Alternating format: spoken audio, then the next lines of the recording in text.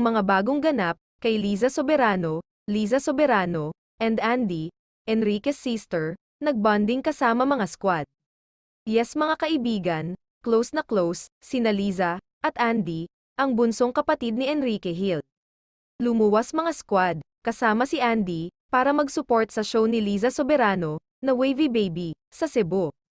Nakita naman natin mga videos ni Liza, na dinumog ng mga fans. Pero di talaga maiwasan mga bashers, ang magtanong, nasaan daw si Enrique? Sigurado daw, hiwalay na ang Lizken, kasi wala silang makitang Enrique, sa ganap kay Liza Soberano ngayon.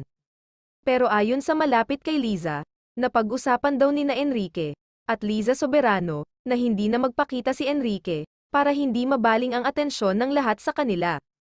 Ang show ni Liza at James Reid, ay suportado ni Enrique Hill.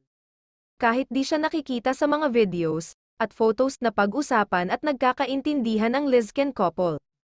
Ang ginagawa ni Liza Soberano ngayon, ay trabaho lang.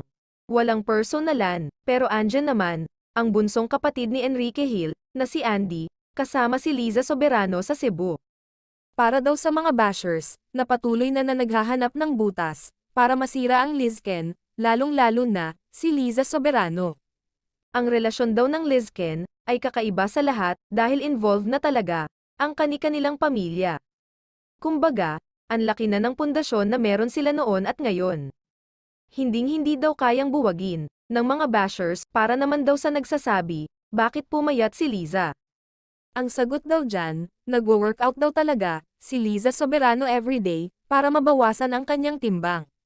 Iyan lang daw po, at wala nang ibang rason pa. Sa ngayon, lalong gumaganda, si Liza at bumabata. Iba talaga pag in love ka araw-araw, sa trabaho, sa family, at syempre ang kanyang napaka-supportive, at understanding, na long-time boyfriend, na si Enrique Hill, ang malaking dahilan ng lahat, kung bakit blooming lagi, si Liza Soberano, hanggang sa muli. More updates sa susunod na videos.